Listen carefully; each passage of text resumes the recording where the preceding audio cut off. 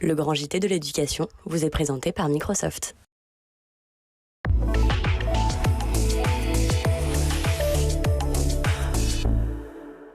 Bonjour à tous et bienvenue dans le Grand JT. Tout de suite, le sommaire. En cette semaine de la presse et de l'éducation à l'école, on s'intéresse aux pratiques d'information chez les jeunes, nécessité de transparence, multiplication des supports médiatiques et place des réseaux sociaux. On en parle dans quelques minutes avec nos invités. Des créations audio originales pour former l'oreille des plus petits. C'est le projet de Kids Sono. On en parle dans la seconde partie de cette émission. Dans sa chronique Vue à l'étranger, Guillaume Ouattara vous parlera de l'école en Russie au lendemain de la réélection de Vladimir Poutine. Guillaume, que l'on retrouve tout de suite pour l'actualité en bref. Bonjour Guillaume. Bonjour Virginie, bonjour à tous. On ouvre ce journal avec la grève des enseignants et ces chiffres de participation qui diffèrent toujours selon les sources. Oui, moins de 9% de grévistes selon la moyenne pondérée fournie à la mi-journée par le ministère de l'Éducation nationale. Dans le détail, selon toujours les estimations du ministère, il y aurait 6,77% de grévistes dans les écoles, 14,86% dans les collèges, dans les lycées généraux et technologiques 6,96%, 4,48% pour les lycées professionnels. Des chiffres évidemment contestés par les syndicats qui ont un autre calcul. Par exemple, le SNES-FSU 93 annonce 53% de grévistes en Seine-Saint-Denis. Rappelons les principales motivations de ce mouvement, c'est toujours très important de le dire, telles que reprises par le SNES-FSU. L'augmentation des salaires, l'abandon du choc des savoirs, le recrutement de nouveaux enseignants et puis la réduction des effectifs par classe. On rebondit d'ailleurs avec cette dernière revendication, celle de la baisse du nombre d'élèves par classe. La France est le pays européen avec le plus d'élèves par classe, Guillaume. C'est effectivement la petite vérification effectuée par nos confrères et consoeurs de la rubrique Fake Off, un petit jeu de mots de 20 minutes, le site 20 minutes, qui s'est penché sur une déclaration de Sophie Vénatité du SNES-FSU au micro de France Info, c'était la semaine dernière. Je vous propose d'abord de réécouter cette déclaration. Travailler en petit groupe, c'est une bonne chose, mais travailler en petit groupe avec des élèves qui ont des niveaux différents pour les stimuler et pour mieux les faire réussir. Parce que, effectivement, il faut diminuer les effectifs dans les classes. Je rappelle quand même que la France détient un triste record, c'est le record des classes les plus chargées en Europe. Donc oui, il faut diminuer les classes, mais les effectifs dans les classes, mais pas faire des groupes de niveau qui sont extrêmement néfastes pour les élèves. Alors ils ont vérifié, eh bien c'est vrai, pour ce qui est du primaire, la moyenne d'écoliers par classe était de 21,9 écoliers élèves, tandis que dans l'Union européenne on est plus autour de 20,6 et dans le premier cycle de l'enseignement secondaire, le collège, on est à 25,6 élèves par classe en France contre 22,8 au niveau européen. Vous inquiétez pas, c'est des moyennes, on coupe pas les élèves, mais c'est une moyenne, c'est des maths. Une première audition au tribunal pour On veut des profs qui s'est ouverte ce matin. Le collectif souhaite faire condamner l'État pour des heures de cours non remplacées. Et ça fait 2 ans quand même que la campagne nationale On veut des profs a été lancée et le premier rendez-vous judiciaire, il n'arrive que ce matin. Il n'est arrivé que ce matin, ce qui montre le long traitement de la justice. C'est le tribunal administratif de Cergy qui va examiner 3 requêtes parmi les 120 qui ont été déposées à travers la France pour l'année 2021-2022. Ces requêtes, elles concernent des élèves qui ont loupé entre 17 et 30 jours de classe en école élémentaire et plus de 44 heures de cours au collège pendant la même période. Jusqu'à présent, il y a 340 requêtes qui ont été déposées dans les tribunaux administratifs pendant les 2 dernières années, avec d'autres qui sont prévus pour cette année 2024. Des référés aussi, plus de 30 référés en urgence ont été déposés pour obtenir des remplaçants dans plusieurs collèges et lycées. Et ces référés, donc en urgence, ont fonctionné dans certains établissements. Un nouveau cours a fait son apparition au collège hier, le cours d'éducation financière pour les élèves de 4e. C'est son nom, donc EducFi, qui doit permettre aux jeunes d'apprendre à gérer un budget. Ils sont en 4e, ils sont 750 000 et ils vont devoir apprendre, vous le disiez, à gérer un budget. C'est la semaine de l'éducation financière qui va permettre à ces élèves d'en savoir un peu plus avec le passeport EducFi. C'est un partenariat entre la Banque de France et l'éducation nationale. Voilà ce qu'en dit Marguerite Collignon de Durand, la directrice de l'éducation financière. Guerre à la Banque de France. On veut éduquer tout le monde. On veut absolument qu'une génération complète soit armée face à toutes les décisions financières qu'ils devront prendre dans la vie. Alors, on va apprendre 3 aspects principaux. Maîtriser ses finances et prévenir le surendettement. Oui, en 4e, on prévient le surendettement.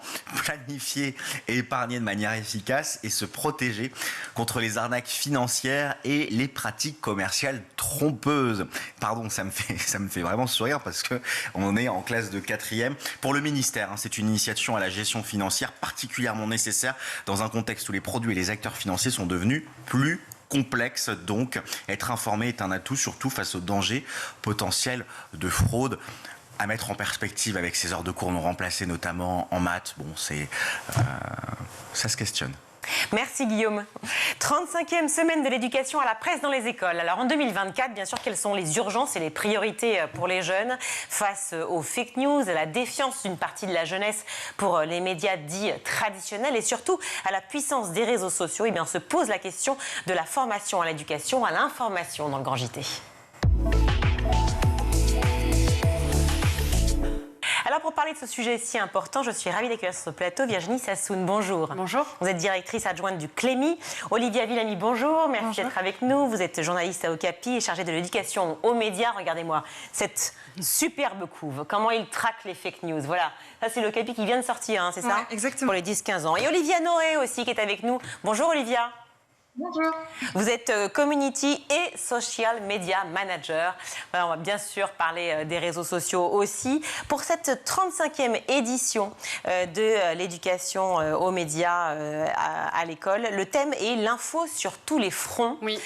Comme l'année dernière aussi d'ailleurs, édition 2023 c'était la même. Pourquoi la nécessité de reprendre ce thème? Alors le thème dure 2 ans pour laisser aussi le temps aux enseignants de pouvoir l'explorer pleinement et de différentes manières. Et puis nous aussi dans le dossier pédagogique, on les décline de différentes manières. Donc ça nous permet vraiment d'approfondir ce thème qui est riche, puisque l'information sur tous les fronts de la désinformation, les fronts aussi des transitions écologiques. Cette année, on aborde aussi la question du sport. Donc voilà, c'est riche. Oui, effectivement, beaucoup de thèmes abordés. Est-ce que aussi c'est une année qui traite des risques encourus aussi par les journalistes, car faire le métier de journaliste n'est pas simple, ni en France, mais surtout dans le monde? Oui, bien sûr. Il y a toute une partie qui est consacrée au journalisme de guerre et la manière dont le journalisme se fait malgré les pressions. On se souvient du message journaliste d'investigation Laurent Richard, qui était sur Cache Investigation, Arte, Canal, etc., à la suite de l'attentat de Charlie Hebdo, qui disait « Ils ont tué le messager, en l'occurrence les messagers, ils ne tueront pas le message ». C'est aussi ça qu'on a envie de faire passer comme information, surtout auprès des plus jeunes chez Okapi. Olivia, Villamy. Oui, évidemment, c'est ça l'essentiel de l'information. Et puis, c'est aussi l'idée de leur donner des clés de compréhension sur des sujets qui ne sont pas toujours évidents à aborder, comme la guerre. Voilà, ils ne sont jamais assez jeunes. Il faut juste bien s'adresser à eux, trouver les bons mots, la bonne manière de leur parler de ces sujets-là. Et c'est très important de le faire, oui.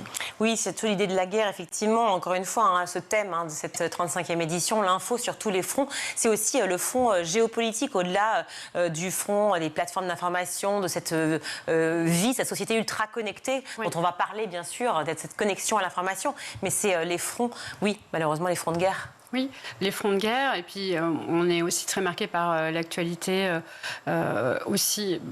qui reste l'actualité ukrainienne, mais également l'actualité moyen-orientale, et puis des guerres qui peuvent être les guerres de l'information en elles-mêmes aussi, par tous les phénomènes de désinformation auxquels on est confronté quotidiennement. Oui, c'est un sujet dont vous parlez, j'imagine, beaucoup, Olivia Noré, avec tous les jeunes, et peut-être moins jeunes aussi que vous retrouvez, car finalement, l'éducation aux nouveaux médias, on appelle ça des nouveaux médias, pourtant c'est plus nouveau maintenant, mais on appelle ça aujourd'hui nouveaux médias, et aux réseaux sociaux, c'est une éducation à faire, finalement, pour toutes les tranches d'âge. Oui, c'est très important de pouvoir sensibiliser et surtout les jeunes à faire attention aux informations auxquelles ils sont exposés, parce qu'il peut y avoir beaucoup de fake news, de montage aussi pour créer un storytelling qui va pour créer du buzz. Et donc c'est important vraiment de sensibiliser maintenant que les jeunes ont beaucoup plus facilement accès aux réseaux sociaux, d'avoir un téléphone très jeune et où l'information circule très facilement, très rapidement, notamment à l'école. Les jeunes ont été très marqués, et nous tous, les générations suivantes bien sûr, mais ont été très marqués par le conflit entre Israël et la Palestine avec le Hamas, et notamment la difficulté de l'information fiable. Je crois que c'est une vraie difficulté à la fois pour les jeunes de s'y retrouver, pour bien entendu les parents, mais aussi pour les journalistes. Comment faire en sorte de pouvoir expliquer à quel point les sources d'information sont utiles et nécessaires, et surtout comment les trouver, comment trouver les bonnes. Alors, on est en pleine semaine de la presse et des médias dans l'école, et je crois que c'est aussi un des objectifs de cette semaine, c'est de pouvoir faire entrer des journalistes dans les classes ou faire amener des élèves aussi dans les rédactions, et puis qu'ils puissent se rencontrer, qu'ils puissent aussi comprendre les coulisses de la fabrication de l'information et de toutes ces difficultés, mais que ce soit de l'information de proximité, mais aussi de l'information des grands reporters. Donc c'est vraiment un temps fort de l'éducation média à l'information pour justement permettre ces rencontres qui changent complètement le regard des élèves et des plus jeunes sur ce qu'ils reçoivent aussi comme information, parce qu'une fois qu'ils ont rencontré les producteurs de l'information, qu'ils ont eu ce récit, aussi ce témoignage sur les difficultés, sur la manière, en quelque sorte le making-of d'un reportage ou d'un article, ça change leur regard et ça les rend beaucoup plus critiques, beaucoup plus aiguisés sur ce qu'ils consomment, notamment sur les réseaux sociaux, et je crois qu'on va en parler. C'est ce qu'on a d'ailleurs essayé de faire dans le dossier sur les fake news. Nous, on est allé à la rencontre de fact-checkers et on leur a demandé justement de nous expliquer étape par étape la vérification de l'info.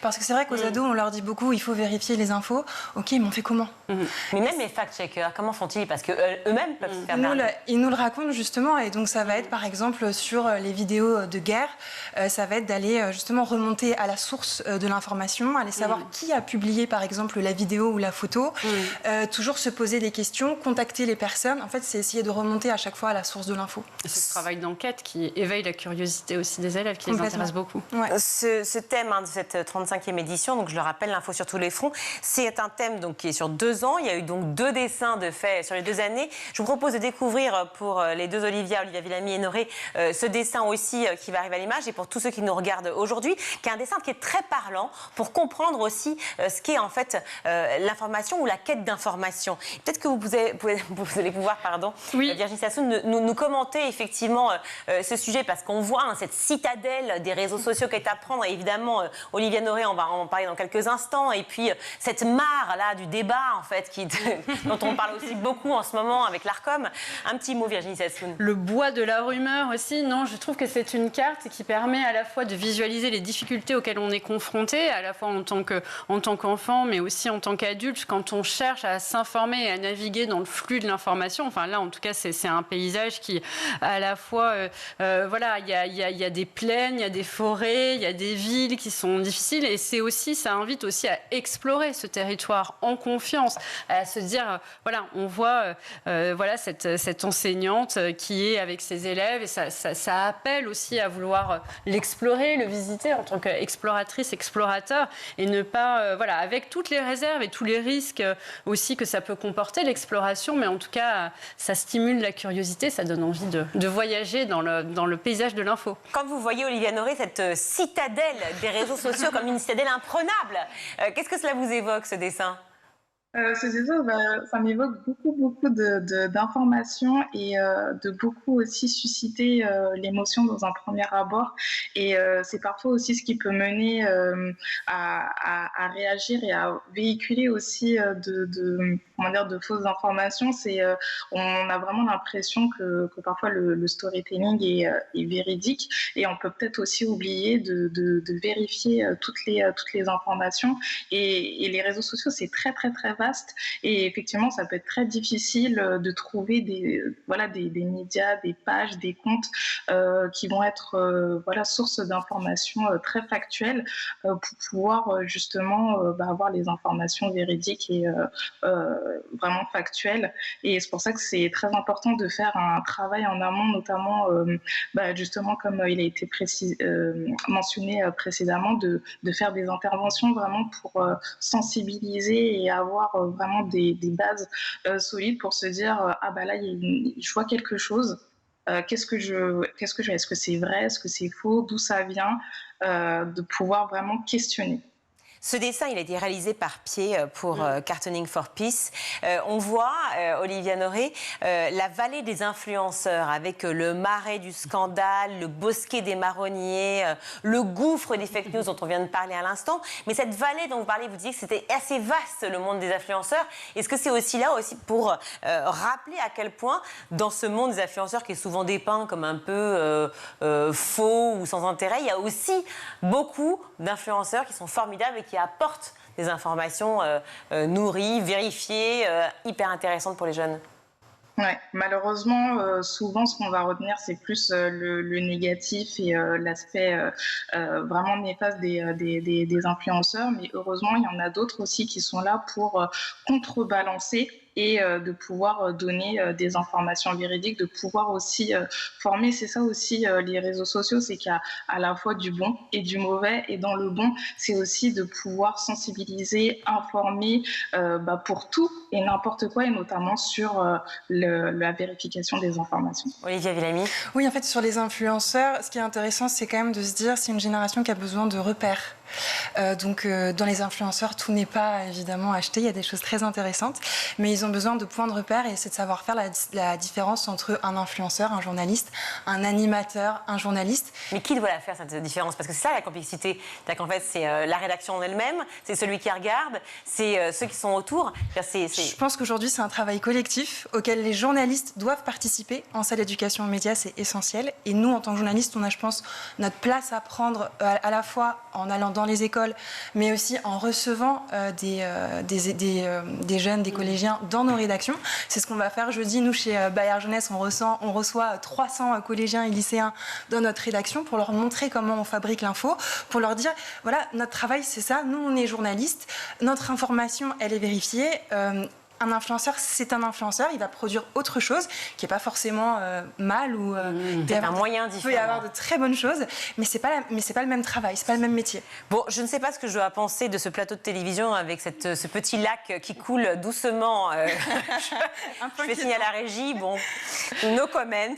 Mais j'aimerais juste revenir sur l'idée effectivement des médias traditionnels surtout et la bonne idée du Clémy, si je peux donner juste cette toute petite opinion, qui est une formidable idée de distribuer des journaux gratuitement, justement à disposition de tous ces jeunes pour qu'ils se familiarisent ou se refamiliarisent avec l'outil papier.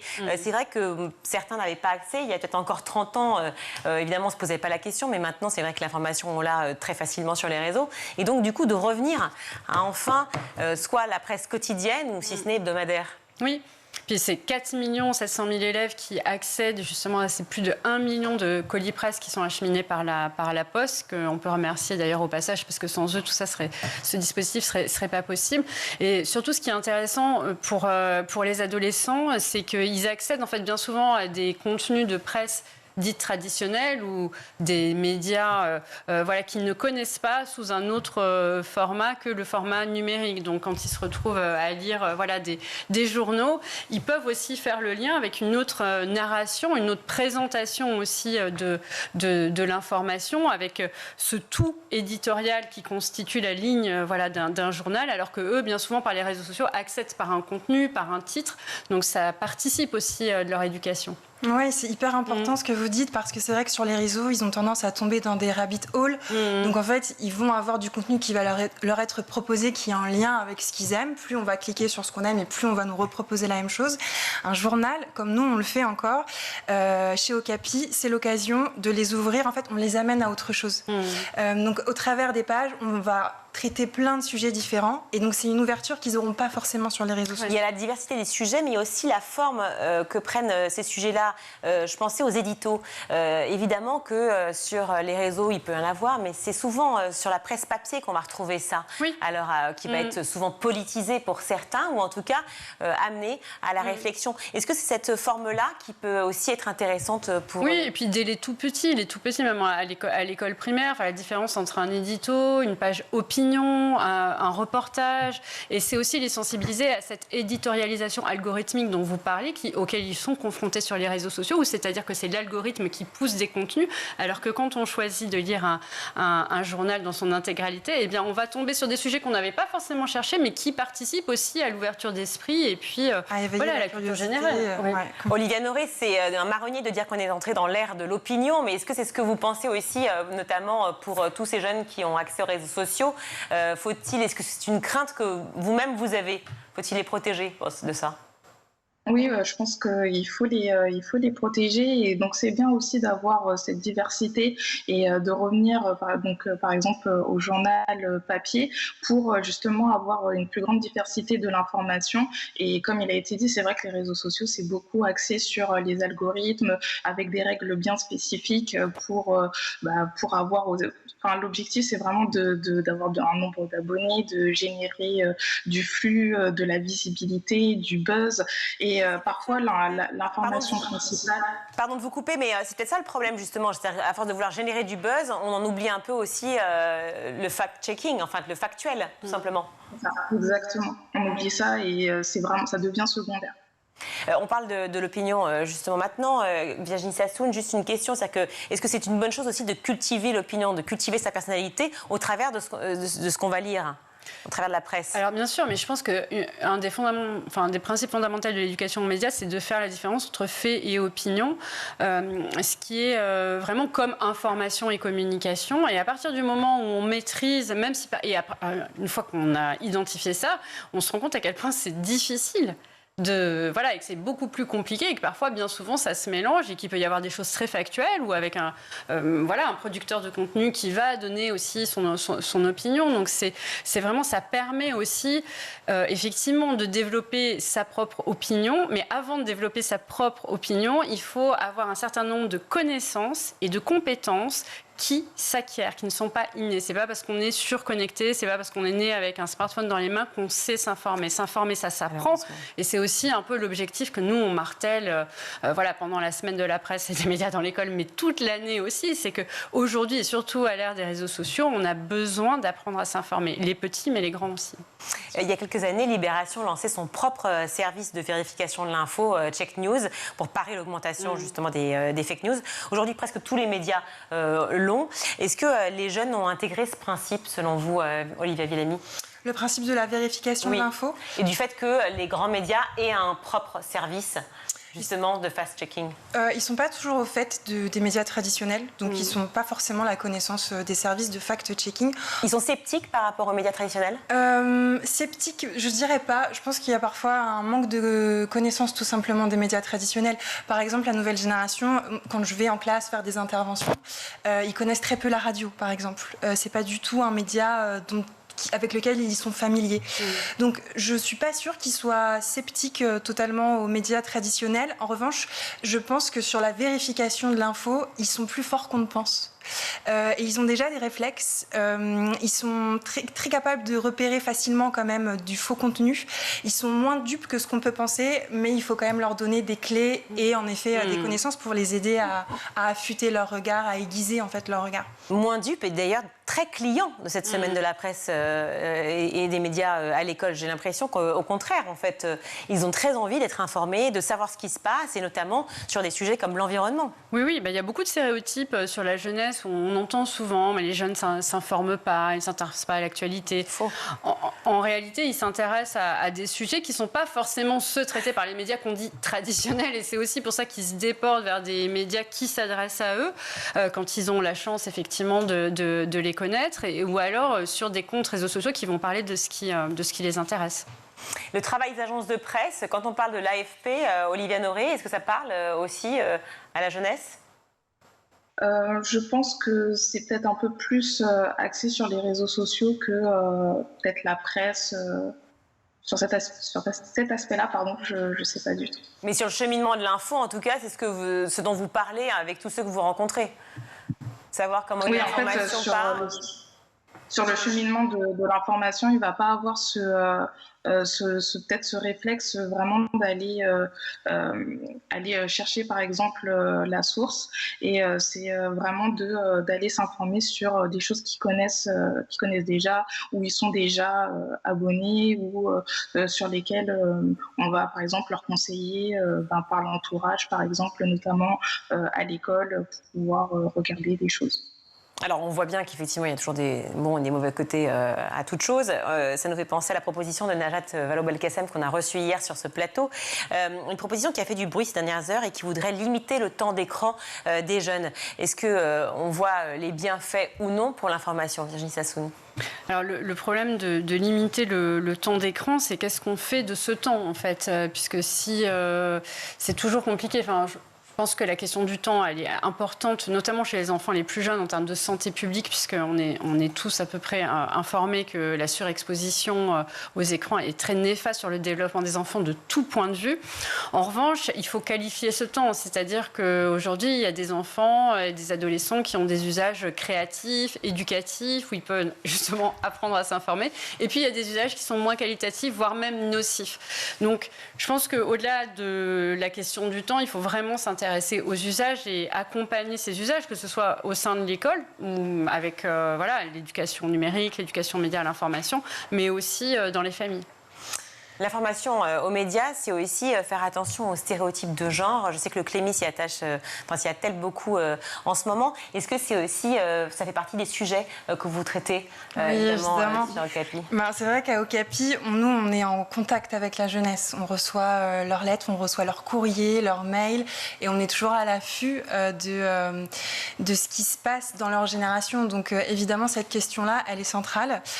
D'ailleurs, on a signé alors c'est pas dans ce numéro-là, c'est dans celui qui est juste après, une super enquête sur c'est quoi être un garçon aujourd'hui, qui fait beaucoup de bruit sur les réseaux sociaux et qui est très intéressante. Et oui, évidemment, c'est une question qui est centrale, donc évidemment qu'on la traite dans nos pages aussi. Vous avez lancé le concours Zéro Cliché. Vous pouvez nous en dire un mot? Oui, alors Zéro Cliché, c'est un concours aussi. Je sais qu'il y a beaucoup d'enseignants qui nous regardent, qui encouragent les élèves à produire un contenu médiatique de la maternelle jusqu'à la terminale qui parle de ces stéréotypes de genre qui peuvent vivre à l'école, dans leur famille, dans leurs pratiques sportives. On a un prix spécial sport. Cette année, le concours est parrainé par Laurent Delahousse qui s'est engagé aussi à nos côtés à porter cet événement. Et ça permet vraiment aux élèves de s'exprimer sur ce sujet et d'informer. Donc, c'est-à-dire qu'ils peuvent vivre dans leur vie quotidienne des expériences un peu douloureuses par rapport à l'expérience des stéréotypes. Et puis, ça permet justement de passer de cette expérience intime, personnelle, à vraiment une démarche journalistique, c'est-à-dire d'aller enquêter, d'aller documenter.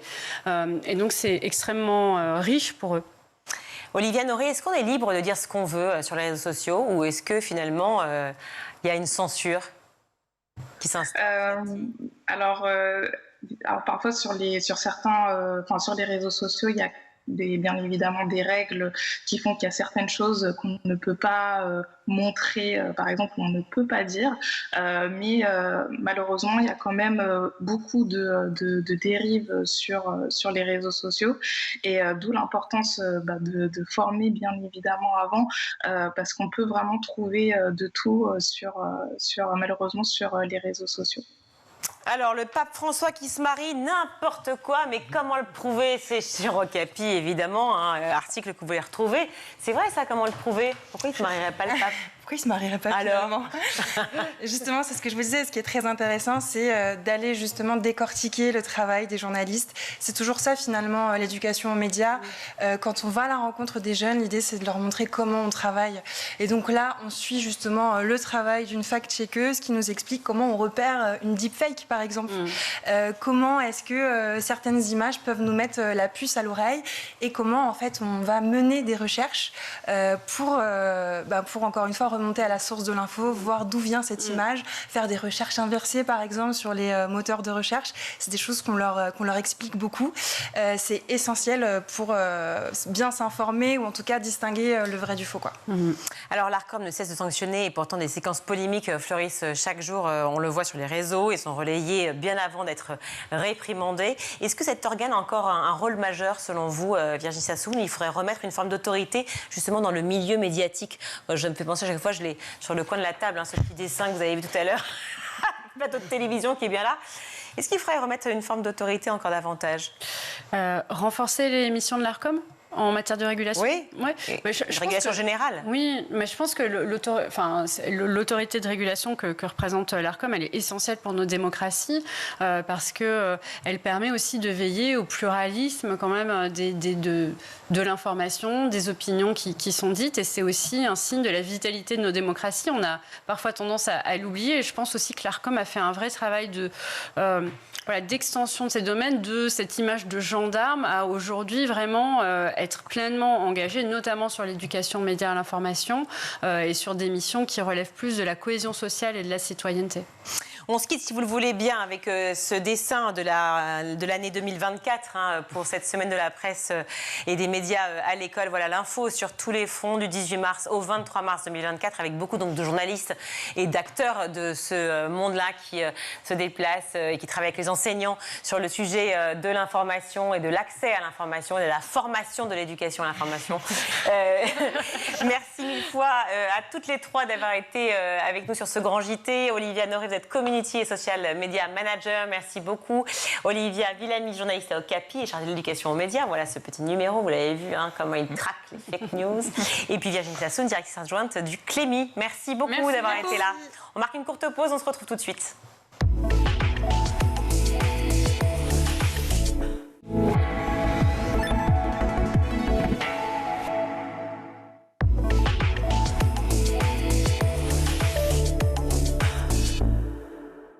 De retour dans le grand JT de l'éducation, je suis ravie d'accueillir Benoît Husson. Bonjour. Bonjour. Merci d'être avec nous. Vous êtes le cofondateur de Kidsono. Vous l'avez fondé avec Nicolas Lockhart, c'est ça, qui est musicien? Oui. Alors Kidsono, on va en parler évidemment tout de suite dans quelques secondes, mais avant cela, je vous propose d'écouter réellement ce que c'est. Si vous aimez la cuisine et les histoires vraies, alors ce podcast et ces livres audio sont faits pour toi ou pour vous. C'était vraiment une route très jolie en terre. Et la terre là-bas, tu vois, elle est rouge en fait. C'est très joli, avec des arbres et tout. Donc on faisait ce long trajet en cheval. Et chaque fois qu'on arrivait, sa maman, elle avait fait pour nous la crème caramel renversée. Sa maman mettait toujours un peu de zeste d'orange parce qu'ils avaient un énorme oranger avec plusieurs types d'oranges, de citrons différents. Et on adorait s'allonger sur l'ombre des orangers et puis rajouter parfois un jus d'orange pressé tout de suite qu'on prenait dans le caramel de pudding. C'était tellement bon, c'était tellement bon. Moi j'ai faim, Benoît. Bah oui, moi j'ai faim, je veux les madeleines de chef. Alors on va tous vous expliquer. Là on a parlé de madeleine de chef, donc qui est issue effectivement du podcast Kidsono que vous avez donc cofondé avec Nicolas Lockhart. Là c'est Ève-Marie Boucher et Lucia Calafa Pietra, j'espère qu'elle ne me voudra pas de ne pas avoir quelque chose. On peut dire que c'est en gros une maison Kidsono qui fabrique des livres de grands mais pour les petits. Alors Kidsono, c'est une société de production audio pour enfants. Là, il se trouve qu'on a fait un bouquin avec Gallimard avec qui on collabore par ailleurs sur d'autres sujets.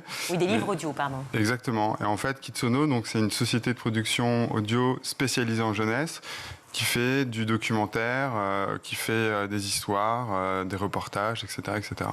Donc il y a à la fois des histoires originales, mais aussi des séances de relaxation qu'on peut retrouver. Ces dernières sont assez demandées ou pas ? Les séances de relaxation ? Oui. Effectivement, c'est quelque chose qui est assez en vogue. En réalité, Kidsono, on a une seule ligne éditoriale, c'est de faire en sorte que les enfants apprennent des choses en se divertissant et faire en sorte aussi que les parents y trouvent leur compte. Donc on a fait pour Mumphy, qui est un dessin animé, on a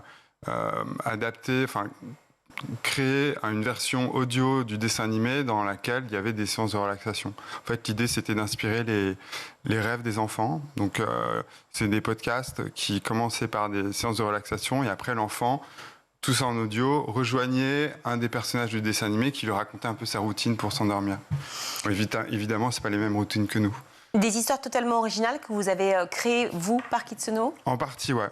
On fait des créations originales. En l'occurrence, Madeleine de Chef, c'est une création originale.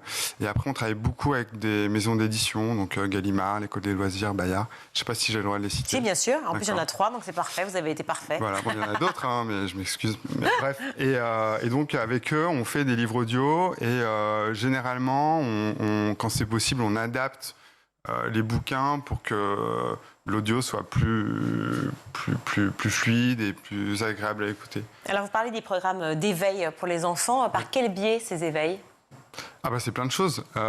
L'idée, c'est que les enfants apprennent des choses, ils se divertissent en écoutant des histoires, ou alors à travers des documentaires. Pendant la précédente élection présidentielle, on avait fait un programme qui était une création originale qui s'appelait Moi président, moi présidente. Et l'idée, c'était de demander aux enfants qu'est-ce qu'ils feraient s'ils étaient élus. Et à chaque fois, il y avait une thématique. Donc, c'était soit des choses très proches d'eux, c'est qu'est-ce que tu ferais pour l'école, qu'est-ce que tu ferais pour la cantoche, qu'est-ce que tu ferais contre les inégalités filles-garçons, mais il y avait aussi des choses de grands, comme qu'est-ce que tu ferais pour l'immigration, qu'est-ce que tu ferais pour la culture, etc. Et l'éveil, il se passe aussi là. C'est de prendre les petits pour des grands. C'est un peu ce qu'on fait en restant un peu à leur hauteur, mais en prenant en compte un petit peu ce qu'ils ont envie de savoir et ce qu'ils ont envie d'apprendre, et essayer de sortir un petit peu du cadre, quoi. Et même quand on est grand, on accroche, parce que finalement, ces questions-là sont des questions qu'on se pose très souvent. Ouais, et c'est finalement très inspirant d'entendre des enfants, parce qu'en fait, on les entend pas, on les écoute pas toujours. De nombreux partenaires avec Kidsono, plusieurs artistes ou plateformes. J'ai vu là, à l'instar de Deezer, qui propose 5 épisodes de 10 minutes qui mettent en scène les souvenirs de 5 artistes. Oui. C'est une façon aussi de rappeler ce qu'est la création, ce qu'est l'imaginaire. Ils vont puiser aussi leurs idées. En fait, donc ça, c'est la première création de Kidsono. On a lancé le studio avec ça. Ça s'appelle Quand je serai grand, je serai musicien. Et donc, c'est des musiciens qui font pas de promo, qui racontent où ils ont grandi quand ils étaient gamins, à quoi ils jouaient, qui étaient leurs amis, et assez rapidement comment ils ont découvert la musique. Donc on a fait ça avec des gens comme Sébastien Tellier, Laura Cahen, Mid, Laurent Garnier, enfin des super artistes. Et en fait l'idée c'est ça, c'est d'inspirer les enfants avec des histoires de grands et essayer d'innover, de faire des choses qu'on n'a pas vraiment entendues avant, quoi. Sébastien Tellier, Laurent Garnier, c'est cultiver l'écoute, c'est apprendre aussi à reconnaître les sons, à éveiller les sens. C'est surtout des gens qu'on n'a pas l'habitude d'entendre dans les programmes jeunesse. Et moi, c'est ça qui... Alors déjà, le point de départ, c'est que j'avais très envie de rencontrer ces personnes. Du coup, je vais créer quelque chose pour pouvoir les rencontrer. C'est un peu une excuse, mais non, mais blague à part, moi, je trouve ça intéressant d'entendre des personnes qu'on n'a pas l'habitude d'entendre pour ce type de public. Ouais. Et puis aussi, il y a quelque chose qu'on fait beaucoup chez Kidsono, c'est qu'on travaille sur des programmes d'écoute conjointe. Typiquement, Madeleine de Chef, donc, ce bouquin c'est un livre d'histoire et de cuisine et qui s'écoute également. C'est vraiment c'est un programme familial, quoi. Ça s'adresse aux enfants, mais moi, ce que je veux, c'est remettre la radio, en tout cas ce qui sert de radio aujourd'hui, au centre des familles, quoi. Alors là, on voit, il y a les œufs en morette de Adeline Grattard. Alors attention, il y a du vin dans cette recette. Il y a du vin. Mais bon. Ah oui, mais c'est pas grave. Il est cuit. Ouais. Il est chauffé. Ouais. Bon. Dans les crêpes, souvent, on met de la bière. Oui, mais vrai. Tout ça, avec modération, on le sait surtout. Alexandra Montagne, qui chef du restaurant Nosso à Paris, le pudding de lait, le gratin de ravioles. Bref, c'est plein de recettes, effectivement, qui sont partagées. Pourquoi ces recettes-là en particulier ? Pourquoi ces chefs chef-feu. Alors, c'est chef et chef-feu. Ça, c'est très important pour moi. Alors, il n'y a pas de parité, il y a plus de femmes que d'hommes, mais je trouve ça très bien. Parce que le chef, moi, en tout cas, je ne suis pas du tout de la cuisine, mais c'est quand même un métier d'homme. C'est perçu comme un métier d'homme, alors qu'il y a énormément de femmes chefs. Bref, je suis content qu'elle soit majoritaire dans cette création. Et en fait, l'idée, encore une fois, c'est inspirer les enfants. Donc là, c'était les inspirer, leur donner le goût de faire à manger, de bien manger. Et donc pour ça, on s'est dit, qui de mieux que des gens qui font le plus la cuisine, c'est-à-dire les chefs, pour inspirer les enfants. Et du coup, on rentre par ce qu'on a appelé leur Madeleine. Et donc leur Madeleine, c'est le moment où ils sont tombés amoureux de la cuisine. Et bien évidemment, souvent, c'est tout le temps des histoires d'enfance. Et après, ils nous racontent, ils font en direct la recette qui est liée à leur histoire. Et ce qui est intéressant, et ça aussi c'était une volonté de notre part, c'était de pouvoir voyager avec ces histoires, parce qu'on n'a pris que des chefs qui viennent des 4 coins du monde. Donc, il y a une chef brésilienne, une chef du Venezuela, il y a un chef japonais, une chef originaire de Roumanie, exactement, un italien. Et donc, l'idée, c'est aussi finalement, à travers toutes ces histoires de chefs, pour les enfants, c'est de découvrir aussi comment on grandit au-delà de nos frontières. Et donc voilà. Donc en fait, la cuisine, c'est quand même un vecteur extraordinaire pour apprendre à cuisiner, apprendre à bien manger, apprendre à faire attention à sa planète, et puis voyager avec toutes ces histoires. Est-ce que vos podcasts peuvent être utilisés aussi par les enseignants ? Ah bah oui, et d'ailleurs, pour moi président, on avait reçu des audios d'institutrices qui avaient fait l'exercice dans leur classe. En fonction des âges différents, j'imagine. Là, c'était des CE1, je crois. Ouais. Et alors, comment ils avaient déjà, c'était très émouvant de recevoir ça, parce que c'était complètement spontané. Et c'est super inspirant. Moi, il y a notamment un élève qui disait, pour qu'il y ait plus de démocratie, ce serait bien qu'on puisse voter ce qu'on va manger à l'école. Je trouve que c'est plutôt une bonne idée. C'est très mignon, ils ont raison, parce que c'est vrai que la cantoche, c'est pas toujours sympa. Non, voilà. Ça peut l'être, mais pas toujours. Quelle approche pédagogique adoptez-vous pour plaire aux enfants, justement, en leur apprenant des choses ? Alors là, on le voit, c'est par le biais de la cuisine, notamment pour ce livre, que je rappelle, qui s'appelle Madeleine de chef, publié chez Gallimard Jeunesse et qui va sortir, il me semble, le 28 mars, j'ai noté. Mars, ouais. Voilà, 28 mars prochain. Mais quels sont aussi... Le podcast est déjà sorti. Ah, voilà, donc vous avez la totale. 16 mars. Mais comment vous encouragez justement à la créativité et l'innovation chez alors honnêtement, tout ça est très spontané. On n'a pas de référent d'instituteur ou de référent éducation. C'est vraiment moi en tant que citoyen, en tant que père. Et aussi en tant que grand enfant, on imagine des trucs qu'on aurait bien aimé écouter à l'époque, quoi. Donc tout ça est très spontané. Donc c'est le reflet de la société, c'est aussi tout ce qui est culturel, c'est tout ce qui peut être sportif, c'est des figures emblématiques. En réalité, le point de départ, c'est qu'est-ce que nous, on aimerait écouter en se mettant dans la peau d'un enfant. C'est vraiment tout ce qu'on a fait, toutes les créations originales qu'on a faites, le point de départ, c'est vraiment un truc très personnel. Et après, quand on travaille avec les éditeurs et qu'on enregistre ou qu'on adapte leurs bouquins, pareil, c'est toujours une part très personnelle qu'on ajoute. Et on n'essaye pas d'appliquer de recettes. C'est vraiment toujours très spontané. Merci beaucoup d'être venu, Benoît Husson. Vous êtes cofondateur de Kids-Sono. Et puis je rappelle donc Madeleine de Chef qui sort le 28 mars prochain avec le podcast qui est déjà disponible, bien sûr, et plein d'autres, comme vous l'avez compris. Merci beaucoup d'avoir été avec nous. Merci beaucoup. On va retrouver Guillaume Ouattara pour sa chronique. Pour votre chronique, Guillaume, vous avez décidé de nous emmener en Russie, où le pays se félicite de la réélection de Vladimir Poutine, ou pas ?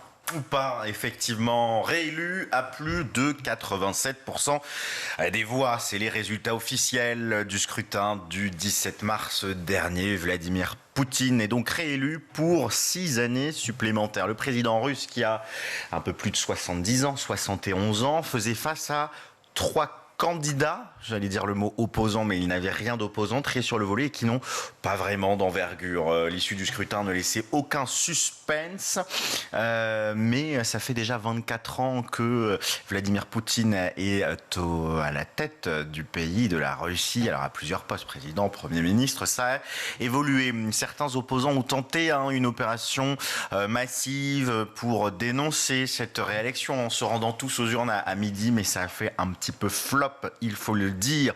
Une participation qui s'élève tout de même à 73,3% selon les chiffres fournis par le Kremlin. Dans l'ensemble, nous disent les différents observateurs internationaux, le scrutin s'est plutôt bien passé, ainsi que la mobilisation de l'opposition, même s'il y a eu quand même 74 interpellations. Vladimir Poutine, on le disait, avait face à lui 3 opposants qui n'avaient pas beaucoup d'envergure, et puis tout ça s'inscrit dans le cadre d'une guerre qui s'enlise 2 ans déjà, et puis du décès, de la mort d'Alexeï Navalny en février dernier dans une prison de l'Arctique. Voilà, tout ça n'est pas très réjouissant. Alors pour ces élections, tout le monde, enfin en tout cas beaucoup, dénoncent une mise en scène. Avec plusieurs scénarios, trucages, bidouilles, manipulations, c'est ce qu'on peut se demander. Les 3 opposants en tout cas étaient vraiment complaisants. Et ceux qui s'opposaient, puisqu'il y avait quand même certaines personnes qui sont présentées aux élections et qui s'opposaient à la guerre en Ukraine, eh bien malheureusement il y avait des problèmes dans leur dossier qui a été déposé pour être candidat. Voilà, donc ils n'ont pas pu être candidats officiellement. Qu'est-ce que c'est dommage. Personne n'est dupe. Tandis que la guerre, je le disais, s'enlise. Le message envoyé par Vladimir Poutine à la communauté internationale national est clair. Il semble disposer d'un soutien massif de la population.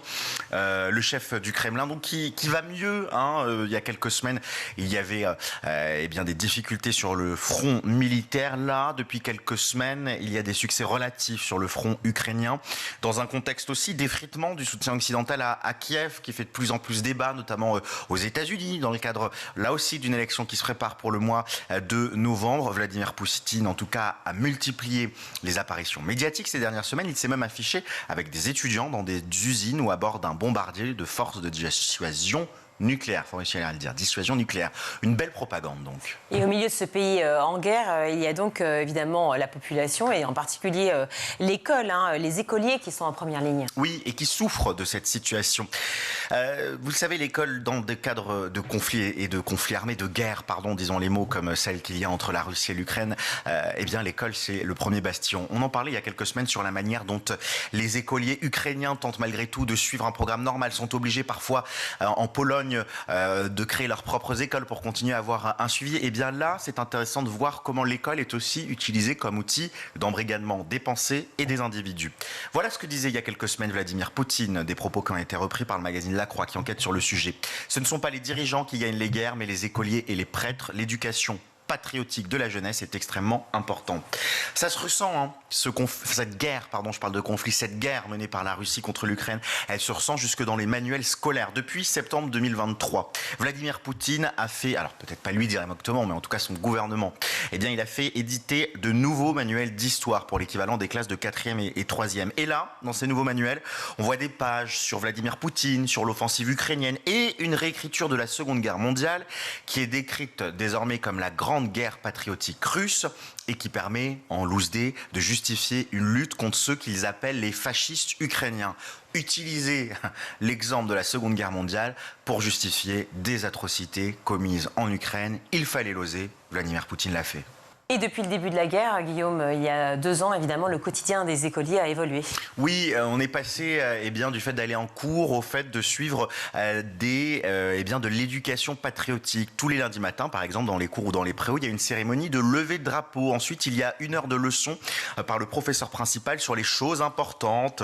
On revient sur le conflit, sur la vision historique du Kremlin, sur l'objectif affiché de dénazification, puisque c'est dans la propagande de Vladimir Poutine, mais aussi sur des thèmes plus banals, comme le tri des déchets, de l'aide aux personnes âgées. Un père raconte même dans l'article de La Croix qu'il a été obligé d'enlever son enfant de la chorale puisqu'il trouvait qu'il y avait trop de chants patriotiques dans ses cours de chorale. Et puis, terminons par ce que dit Vyacheslav Volodine, président de la Douma, la chambre basse du Parlement. Voilà l'objectif affiché pour l'éducation dans les prochaines années en Russie. Il faut apprendre aux filles à cuisiner le bortsch et à prendre soin de leur futur mari. Aux garçons, il faut apprendre à tenir un marteau et maîtriser certaines nouvelles technologies afin qu'ils puissent être un soutien pour une femme. Voilà le programme de l'éducation actuelle en Russie. Merci beaucoup Guillaume. Tout de suite, on va retrouver Malika Bénard dans Souvenir d'écolier. Et cette semaine, son invité est le rugbyman Johan Huget. On arrive à l'école, t'étais quel genre d'élève? Turbulent. Turbulent? Ouais. T'étais dissipé? Dissipé, ouais. Turbulent, dissipé. Moi, j'aimais jouer. Est-ce que t'étais insolent? Non. J'ai jamais manqué de respect à qui que ce soit dans ma vie parce que c'est mon éducation et j'ai jamais été insolent. Est-ce que tu travaillais bien?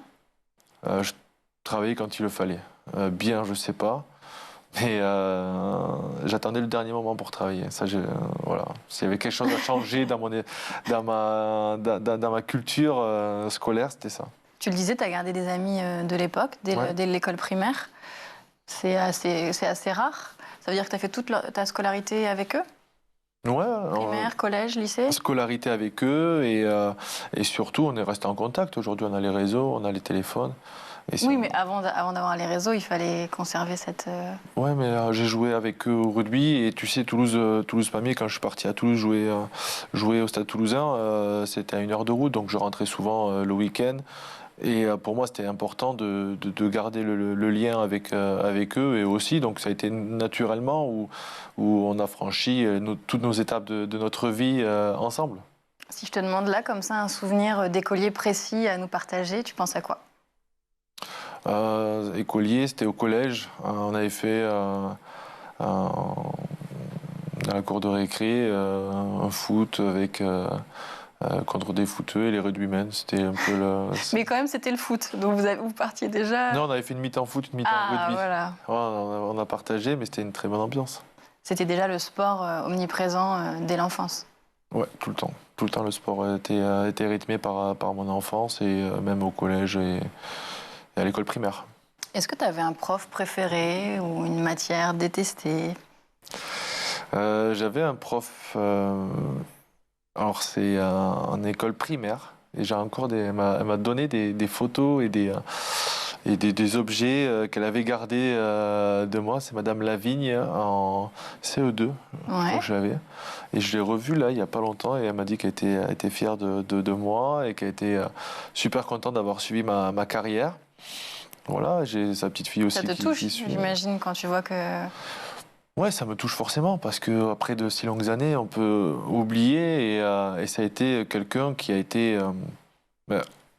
on ne peut pas sortir juste un nom, mais parce que là, je l'ai revu là, il y a quelques mois, et je sais qu'on se suit, je la croise toujours. Et après, il y avait une autre dame aussi qui m'a donné le goût à l'effort, c'est Michel, ça s'appelait Michel Béragoise, et ça a été une personne qui a été très importante et qui m'a appris beaucoup de choses. Un professeur de sport. Au collège? Au collège. Et moi, je pensais que sport. Et elle m'a dit, écoute, tu vas un jour, il va falloir que tu te mettes à travailler. Sinon, moi, tu viens plus avec moi en sport et tu vas en études. Et ça a marché? Les menaces, ça marche sur toi? Ça marche. Là, ça a marché parce que je me suis dit... si le seul... Non, ça a marché parce que je me suis dit, si elle me prive de la seule chose que j'aime à l'école pour laquelle je viens, ça va être dur, quoi. Donc, on a commencé à travailler. C'est déjà la fin de ce numéro. On se retrouve demain, toujours en compagnie de Yohann Hugier, pour la suite de Souvenirs d'écoliers. Merci Malika, à demain. Tout de suite, c'est le meilleur de School TV avec le Zap. Et la légende de Manouchian et du groupe Manouchian, elle naît dès leur exécution. Les Allemands, croyant attiser la haine des étrangers, lancent une opération de propagande qui se matérialise, et je vous la remonte par cette célèbre affiche rouge, vous l'avez ici, qui est une affiche de assez grand format, qui est placardée partout. Il y a des tracts, il y a plein de choses. Elle est très très grande, je me suis rendu compte qu'elle était en 4 parties en fait, donc elle est immense en fait. Et il y a des tracts qui expliquent comment ces métèques, ces juifs, on croit que c'est l'armée de la résistance, mais en fait ils sont en train de mentir aux Français, c'est juste l'armée du crime. Voilà. Elle est placardée partout, il y a un livre également qui est diffusé, et ça se retourne extrêmement vite contre les Allemands. Bien sûr, parce que je pense que la mauvaise idée des Allemands, c'était pas leur première mauvaise idée, j'ai l'impression, mais c'était de le faire en février 1944. C'est-à-dire en février 1944... La guerre a déjà commencé à basculer. Ouais, tout le monde en a marre des nazis à Paris, quoi, franchement, et en France, donc plus personne n'a envie de les voir. En plus, il n'y a rien à bouffer, il n'y a rien pour se chauffer. Donc c'est un enfer, les hivers sont froids, donc tout le monde veut que les Allemands s'en aillent. Et en fait, finalement, comme dit Madeleine Riffaut, une résistante qui a vu l'affiche rouge, parce qu'elle était déjà dans la résistance en 1944 et qui est encore vivante, de chez qui je viens, pour elle, c'est un tableau d'honneur. C'est-à-dire qu'elle se rend compte que ces gens ont lutté pour la France, ils sont morts alors qu'ils sont étrangers, alors les Français doivent le faire aussi. Et d'une certaine manière, ça amplifie la résistance. Voilà, il y a plein d'endroits en France d'ailleurs où les gens viennent discrètement, parce qu'il ne faut pas se faire prendre, déposer des fleurs, écrire voilà, exactement qu'ils sont morts pour la France et que ce ne sont pas du tout des criminels. Et typiquement, il y a un axe, c'est la régulation émotionnelle. Bon, déjà, moi, j'aimerais comprendre un peu plus en détail ce que ça signifie. Et vous proposez, par exemple, parmi les outils, la réglette des émotions. Ah oui, tout à fait. On a essayé, je ne sais pas si c'est exhaustif, mais on a essayé de faire quelque chose qui soit une progression un peu cohérente. Et pour vivre bien avec les autres, la première chose à faire, c'est de pouvoir connaître ces émotions, les identifier et une fois qu'on les a identifiées, qu'est-ce qu'on en fait? Si on est en colère, si on est triste, si on a peur, qu'est-ce qu'on peut faire? Ou si on est joyeux, comment on peut partager cette joie? Donc la régulation, c'est un processus. Et selon l'âge des enfants, on a essayé de faire un livret qui puisse fonctionner de la maternelle au lycée. C'est pas forcément évident. Mais la réglette des émotions, c'est un petit outil qui permet de voir quelle est l'intensité de l'émotion.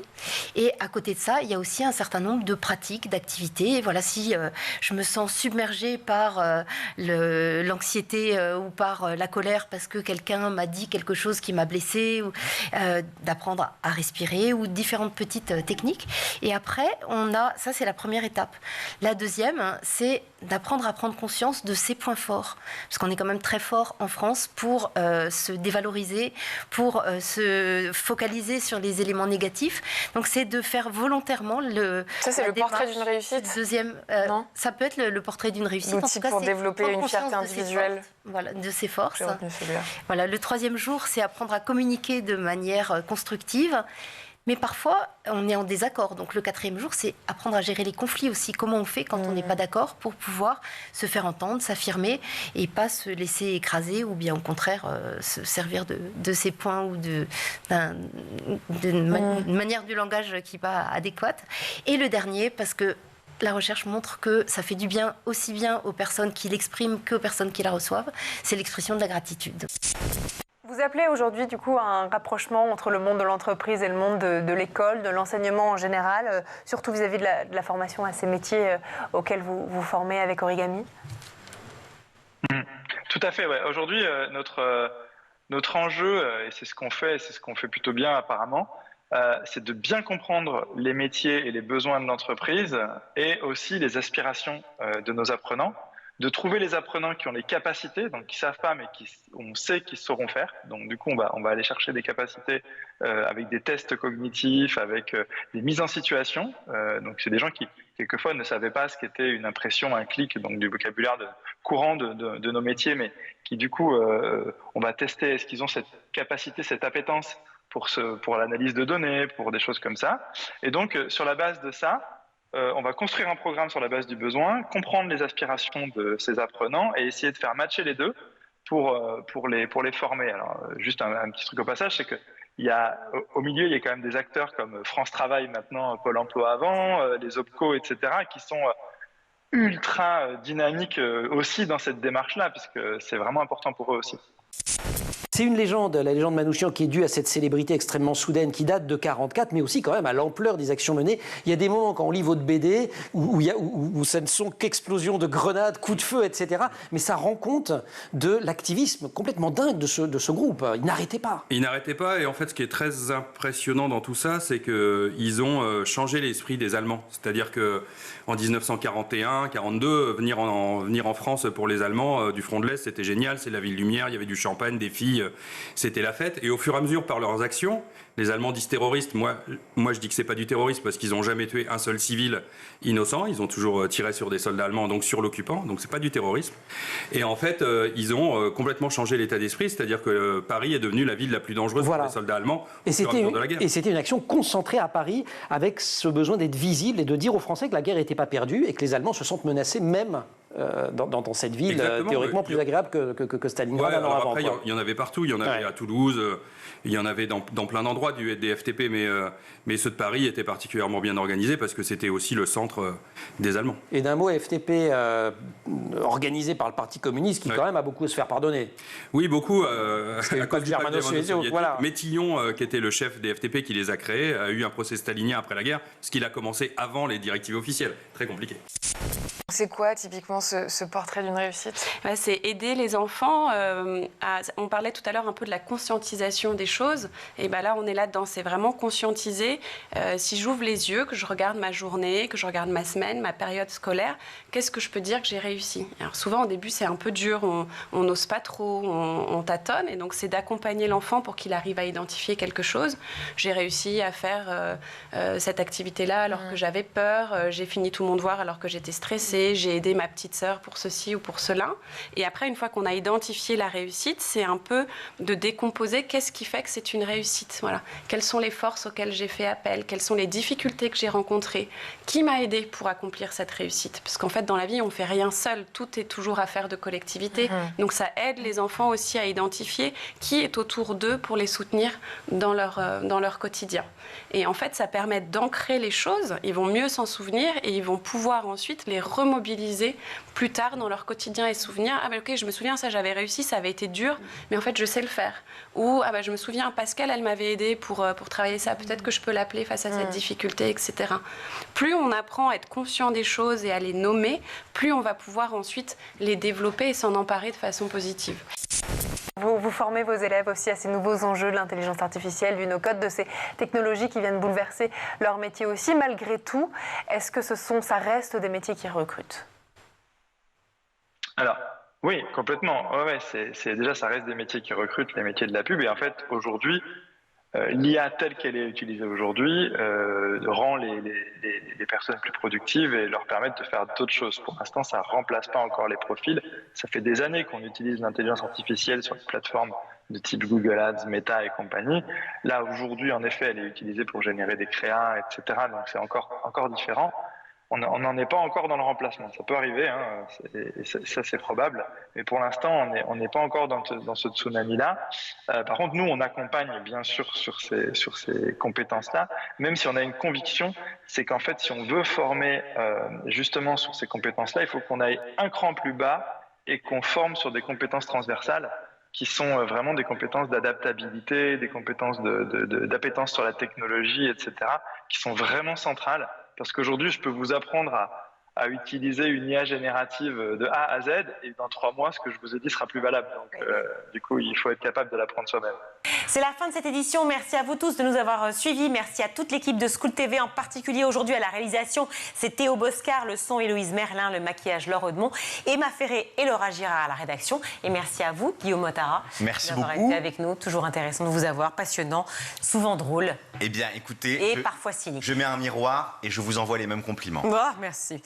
Merci à vous tous de nous suivre. Bonne soirée. Ciao.